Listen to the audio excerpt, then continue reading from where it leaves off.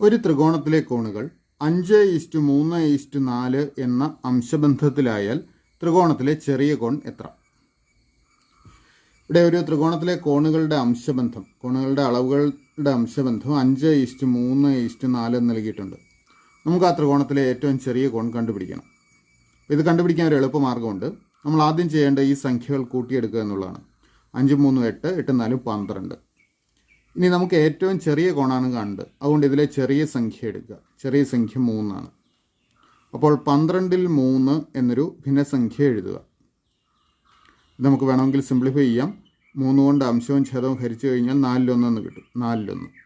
അതായത് ഈ ത്രികോണത്തിലെ കോണുകളുടെ അളവുകളുടെ തുകയുടെ 12-ൽ 3 ഭാഗം അല്ലെങ്കിൽ 4-1 ഭാഗമാണ് അതിലെ ഏറ്റവും ചെറിയ കോണിൻ്റെ അളവ്. അപ്പോൾ ഒരു ത്രികോണത്തിലെ കോണിൻ്റെ അളവുകളുടെ തുക 180 ഡിഗ്രി ആണെന്ന് അറിയാമല്ലോ. അപ്പോൾ 180 ഡിഗ്രിയുടെ 12-ൽ 3 ഭാഗം അല്ലെങ്കിൽ 4-1 ഭാഗം കണ്ടാൽ നമുക്ക് ഉത്തരമാകും. അപ്പോൾ 180 ഡിഗ്രിയുടെ 4-1 ഭാഗം കാണാൻ 180 ഗുണം 4-1 കണ്ടുപിടിച്ചാൽ മതി. അല്ലെങ്കിൽ 180 ഭാഗം 4 വരും ഗുണിച്ച് കഴിയുമ്പോൾ. 180-നെ 4 കൊണ്ട് ഹരിച്ചാൽ 45 എന്ന് കിട്ടും. അതായത് ഏറ്റവും ചെറിയ കോണിൻ്റെ അളവ് 45 ഡിഗ്രിയാണ്. ശരി ഉത്തരം ഓപ്ഷൻ ഡി. അടുത്ത ചോദ്യം, Z = x + y-ൽ x = -10, y = 3 ആയാൽ z എത്ര? ഇവിടെ നമുക്കൊരു ഇക്വേഷൻ നൽകിയിട്ടുണ്ട്. Z = x + y. ഇതിൽ എക്സിൻ്റെ വില -10ഉം വൈയുടെ വില 3ഉം ആയാൽ ഇസഡിൻ്റെ വില എത്രയെന്നാണ് കണ്ടുപിടിക്കേണ്ടത്. നമുക്ക് എക്സിൻ്റെ സ്ഥാനത്ത് -10ഉം വൈയുടെ സ്ഥാനത്ത് 3ഉം കൊടുക്കുക. അപ്പോൾ -10 + 3 എന്ന് വരും. ഇവിടെ ഒരു സംഖ്യ നെഗറ്റീവ്, ഒരു സംഖ്യ പോസിറ്റീവാണ്. പോസിറ്റീവും നെഗറ്റീവും കൂടെ കൂട്ടാനായിട്ട് വലുതിൽ നിന്ന് ചെറുത് കുറച്ച് വലുതിൻ്റെ സിമ്പൽ കൊടുത്താൽ മതി. ഇവിടെ 10 ആണ് വലുത്.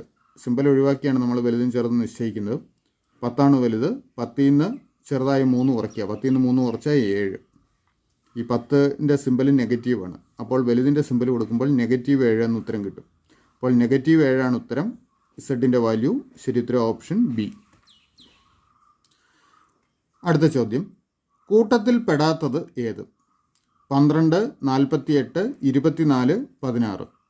അപ്പോൾ ഈ 4 സംഖ്യകളിൽ വേറിട്ട് നിൽക്കുന്ന സംഖ്യ ഏതെന്ന് കണ്ടുപിടിക്കണം. അപ്പോൾ ഇതിലെ ആദ്യത്തെ 3 സംഖ്യകൾ നോക്കുക. 12, 48, 24. ഇതെല്ലാം 6ൻ്റെ ഗുണിതങ്ങളാണ്. അതേസമയം 16 6ൻ്റെ ഗുണിതമല്ല. മറ്റൊരു രീതിയിൽ നോക്കിയാൽ 12, 48, 24 ഇതെല്ലാം 12ൻ്റെയും ഗുണിതങ്ങളാണ്. ഇത് 3ഉം 12ൻ്റെ ഗുണിതങ്ങളാണ്. ആ രീതിയിൽ നോക്കിയാലും 16 12ൻ്റെ ഗുണിതമല്ലാത്തതുകൊണ്ട് വേറിട്ട് നിൽക്കുന്നത് 16 ആണ്. ഇനി ഇക്കൂട്ടത്തിൽ ഒരേ ഒരു പെർഫെക്റ്റ് സ്ക്വയറേ ഉള്ളൂ, അതായത് സ്ക്വയർ നമ്പറേ ഉള്ളൂ, അതും 16 ആണ്. അങ്ങനെ വ്യത്യസ്ത രീതിയിൽ നോക്കിയാലും വേറിട്ട് നിൽക്കുന്നത് 16 തന്നെയാണ്. അപ്പോൾ ശരിയുത്തരം ഓപ്ഷൻ ഡി 16. 6ൻ്റെ ആദ്യത്തെ 6 ഗുണിതങ്ങളുടെ മാധ്യം എത്ര? ഇവിടെ 6ൻ്റെ ആദ്യത്തെ 6 ഗുണിതങ്ങളുടെ മാധ്യം കണ്ടുപിടിക്കണം. മാധ്യം എന്നാൽ ആവറേജ് അഥവാ ശരാശരി തന്നെയാണ്. അപ്പോൾ 6ൻ്റെ ആദ്യത്തെ 6 ഗുണിതങ്ങൾ ഏതൊക്കെയാണ്? 6ൻ്റെ ഒന്നാമത്തെ ഗുണിതം 6, 2 12, 18, 24, 30, 36. ഈ 6 സംഖ്യകളാണ് 6ൻ്റെ ആദ്യത്തെ 6 ഗുണിതങ്ങൾ. അപ്പോൾ ഇവയുടെ മാധ്യം കാണാനായിട്ട് ഇവയുടെ ശരാശരി കണ്ടാൽ മതി. അതായത് ഇതെല്ലാം കൂടെ കൂട്ടി അതിനെ ഇവയുടെ എണ്ണമായ 6 കൊണ്ട് ഹരിച്ചാൽ മതി. പക്ഷെ നമുക്ക് അതിലും എളുപ്പമാർഗ്ഗങ്ങളുണ്ട്. നോക്കുക, 6നോട് 6 കൂട്ടിയാൽ 12, 12നോട് 6 കൂട്ടിയാൽ 18. അതായത് പൊതുവ്യത്യാസം 6 ആയിട്ടുള്ള ഒരു സമാന്തര പ്രോഗ്രഷനാണിത്. അപ്പോൾ സമാന്തര പ്രോഗ്രഷനിലെ തുടർച്ചയായ പദങ്ങളാണിത്. അതുകൊണ്ട് ഇവയുടെ ശരാശരി കാണാനായിട്ട് ഇതിലെ ആദ്യ സംഖ്യയുടെ അവസാന സംഖ്യയുടെ ശരാശരി എടുത്താൽ മതി. അതായത് 6ഉം 36ഉം കൂടെ കൂട്ടി അതിനെ 2 കൊണ്ട് ഹരിച്ചാൽ മതി. 6ഉം 36ഉം കൂടെ കൂട്ടിയാൽ എത്ര കിട്ടും? 6 + 36/2, 42/2 എന്ന് വരും. 42നെ 2 കൊണ്ട് ഹരിച്ചു കഴിഞ്ഞാൽ 21. അപ്പോൾ ഈ സംഖ്യകളുടെ ശരാശരി 21 ആണ്. 21 നമുക്ക് തന്നിരിക്കുന്ന ഓപ്ഷൻസിലില്ല. ശരാശരി അഥവാ മാധ്യം 21. 40 മീറ്റർ നീളവും 30 മീറ്റർ വീതിയുമുള്ള ഒരു ചതുരത്തിൻ്റെ ചുറ്റളവ് ഒരു സമചതുരത്തിൻ്റെ ചുറ്റളവിനോട് തുല്യമായാൽ ആ സമചതുരത്തിൻ്റെ വശം എത്രയായിരിക്കും?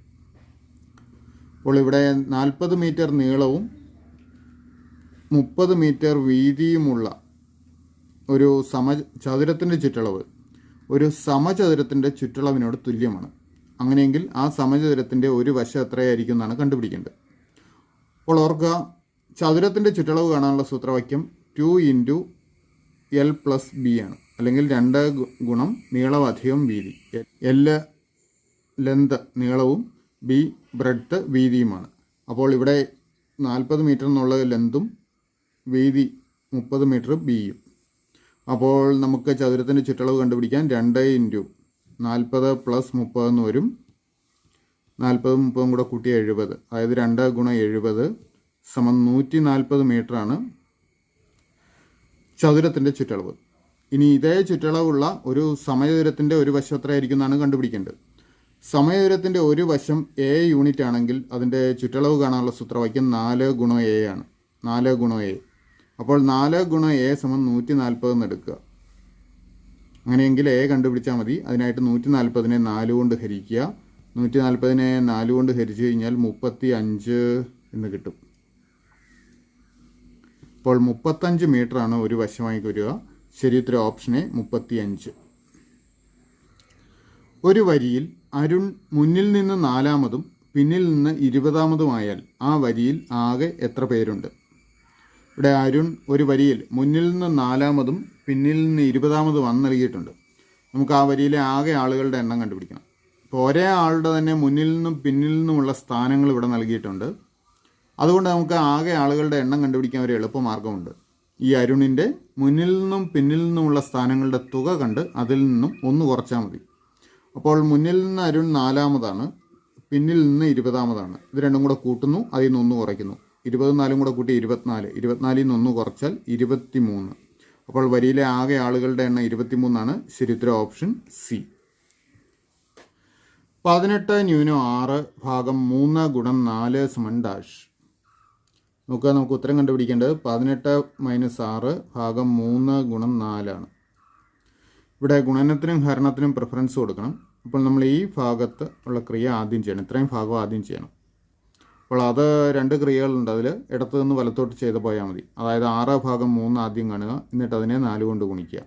6നെ 3 കൊണ്ട് ഹരിച്ചു കഴിഞ്ഞാൽ 2. 2 × 4 വരും. 2 × 4 8. അപ്പോൾ ഇത്രയും ഭാഗത്തിൻ്റെ വാല്യൂ 8 എന്ന് കിട്ടി. ഇനി 18 - 8 കാണുക. 18 - 8 10. അപ്പോൾ ഉത്തരം ഓപ്ഷൻ എ 10 ആണ്. ശരിയുത്തരം ഓപ്ഷൻ എ. 3ൽ -2 3 ഗുണം 5ൽ 3 2 = ഡാഷ്. അപ്പോൾ ഇവിടെ ഫ്രാക്ഷൻസിൻ്റെ പവർ ആണ് നൽകിയിരിക്കുന്നത്. അപ്പോൾ നമുക്ക് ഈ ഫ്രാക്ഷൻസിൻ്റെ പവർ ഒന്നിച്ചുള്ളത് നമുക്ക് 2ആക്കി എഴുതാം. അതായത് -2 / 3 എന്ന് എഴുതാം. ഗുണം ഇവിടെ 3 / 5/2. ഇനി നമുക്ക് സിംപ്ലിഫൈ ചെയ്യാം. നോക്കുക, -2 / 3, അതായത് -2 3 തവണ ഗുണിക്കുന്നു. എത്ര തവണ ഗുണിക്കുന്നു എന്നുള്ളതാണ് ഈ പവർ സൂചിപ്പിക്കുന്നത്. -2 3 തവണ ഗുണിച്ചു കഴിഞ്ഞാൽ -× പ്ലസ് ആവും. വീണ്ടും ആ പ്ലസിനെ ഒരു മൈനസ് കൊണ്ട് ഗുണിക്കുമ്പോൾ മൈനസ് ആയിരിക്കും. അതായത് ഉത്തരം നെഗറ്റീവ് വരും. 2 × 2 × 2 2 2 4 4 2 8. അതായത് -8 എന്ന് വരും. -8 ഗുണം 3 സ്ക്വയറും ഇവിടെ 3 ക്യൂബും ഉണ്ട്. നമുക്ക് ക്യാൻസൽ ചെയ്യാം. 3 സ്ക്വയർ എന്ന് പറഞ്ഞാൽ 3 2 തവണ ഗുണിക്കുന്നതാണ്. താഴത്തെ 3 ക്യൂബ് എന്ന് പറഞ്ഞാൽ 3 തവണ ഗുണിക്കുന്നതാണ്. 3 ക്യൂബ് ഗുണം 5ൻ്റെ സ്ക്വയർ 25. നോക്കുക, ഇവിടുത്തെ 2 3കൾ അംശത്തിലും ഛേദത്തിലും ക്യാൻസൽ ചെയ്യുക. അപ്പോൾ അംശത്തിൽ ഇനി -8 ഉള്ളൂ. ഛേദത്തിൽ 3 × 25 ഉണ്ട്. അതായത് 75. അപ്പോൾ -75ൽ 8 ആണ് വരിക. ശരിയുത്തരം ഓപ്ഷൻ സി. 53.6 എന്ന സംഖ്യ 72.29 എത്ര കുറവാണ്? അപ്പോൾ 72.29 എത്ര കുറവാണ് 53.6 എന്ന് കണ്ടുപിടിക്കണം. അത് കണ്ടുപിടിക്കാനായിട്ട് 72.29 നിന്നും 53.6 കുറച്ചാൽ മതി. ഈ കുറയ്ക്കാൻ എഴുതുമ്പോൾ ശ്രദ്ധിക്കുക, പോയിൻ്റ് ഒരേ ലൈനിൽ വരുന്ന രീതിയിൽ വേണം എഴുതാൻ. അപ്പോൾ 53.6 എന്ന് വരും. ഇവിടെ ഡെസിമൽ പോയിൻറ്റിന് വലതുവശത്ത് 2 അക്കങ്ങളുണ്ട്. ഇവിടെ ഒരക്കമേ ഉള്ളൂ. നമുക്ക് സൗകര്യത്തിനായിട്ട് പോയിട്ട് ഒരു 0 ചേർത്ത് കൊടുക്കുക. ഇനി കുറയ്ക്കുക. 9ൽ നിന്ന് 0 കുറച്ചാൽ 9. 2ൽ നിന്ന് 6 കുറയ്ക്കാൻ പറ്റില്ല. അപ്പോൾ ഇവിടെ നിന്ന് കടവെഴുക്കാം. ഇവിടെ 1 ആവും, ഇവിടെ 12 ആവും.